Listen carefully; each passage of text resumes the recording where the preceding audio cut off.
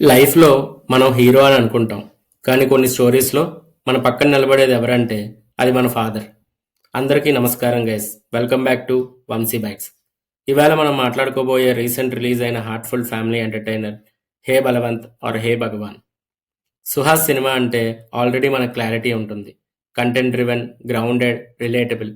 కానీ ఈసారి స్టోరీ మొత్తం తన పర్స్పెక్టివ్‌లో నడుస్తుంది.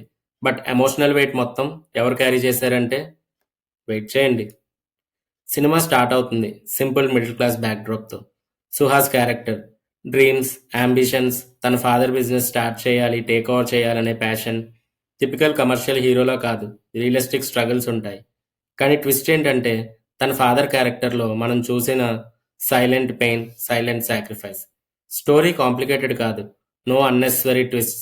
సింపుల్గా ఫాదర్ సన్ రిలేషన్షిప్ మీద ఫోకస్ చేశారు. ఫస్ట్ హాఫ్లో కామెడీ స్మూత్గా ఫ్లో అవుతుంది. సీన్స్ ఫోర్స్డ్గా అనిపించవు. న్యాచురల్గా సిచ్యువేషన్స్ నుండి హ్యూమర్ జనరేట్ అవుతుంది. నెక్స్ట్ పర్ఫార్మెన్సెస్ గురించి మాట్లాడుకుంటే సుహాస్ పర్ఫార్మెన్స్ చాలా కంట్రోల్డ్గా ఉంది. ఓవర్ యాక్టింగ్ లేదు. డైలాగ్ డెలివరీ చాలా క్యాజువల్గా ఉంది. ఎగ్జాక్ట్లీ మన పక్కింటి అబ్బాయిలాగా ఉంటాడు. కొన్ని ఎమోషనల్ సీన్స్లో ఐస్లో కనిపించే హెల్ప్లెస్నెస్ జెన్యూన్గా టచ్ చేస్తుంది. Naresh the emotional back bone అని చెప్పుకోవచ్చు. ఇక్కడ మెయిన్ హైలైట్ ఏంటంటే నరేష్ గారు. సినిమా సుహాస్ లెన్స్లో అన్ఫోల్డ్ అయినా మన హార్ట్ని హిట్ చేసేది ఫాదర్ క్యారెక్టర్ మాత్రమే. ఆయన ఎక్స్ప్రెషన్స్లో ఒక సైలెంట్ పెయిన్ ఉంటుంది. డైలాగ్ కన్నా సైలెన్స్ ఎక్కువ మాట్లాడుతుంది. క్లైమాక్స్లో ఆయన పర్ఫార్మెన్స్ గూస్ బంప్స్ కాదు, హార్ట్ టచింగ్గా ఉంటుంది. హానెస్ట్లీ చెప్పాలంటే థియేటర్ నుండి బయటకు వచ్చాక గుర్తుండేది ఒక్క నరేష్ గారి రోల్ అనే చెప్పుకోవచ్చు. Vennela Kishore long time refreshing comedy చూస్తాం.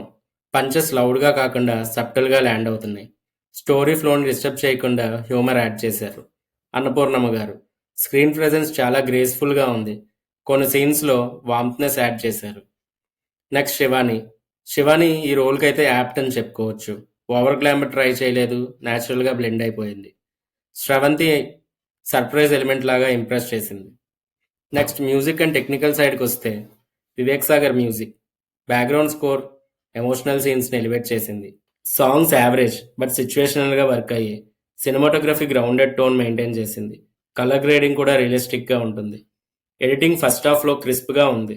సెకండ్ హాఫ్ కొంచెం టైట్గా ఉండుంటే ఇంకా బెటర్గా ఉండేది. పాజిటివ్స్ గురించి మాట్లాడుకుంటే స్ట్రాంగ్ ఎమోషనల్ కోర్ ఉంది. Naresh performance highlight. Consistent comedy ఉంది. గ్రౌండెడ్ స్టోరీ టెల్లింగ్ ఉంది.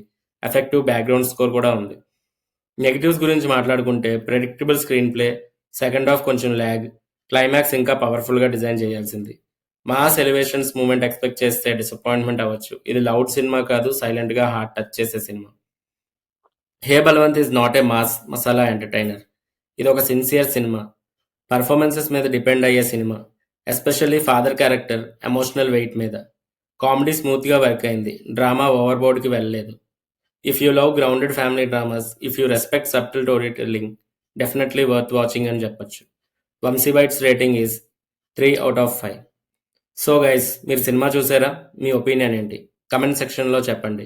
ఇలాంటి హానెస్ట్ రివ్యూస్ కోసం లైక్ చేయండి, షేర్ చేయండి and subscribe to Vamsi bytes for more energetic breakdowns. Next వీడియోలో మళ్ళీ కలుద్దాం. Until then stay real, stay cinematic. Thank you for watching.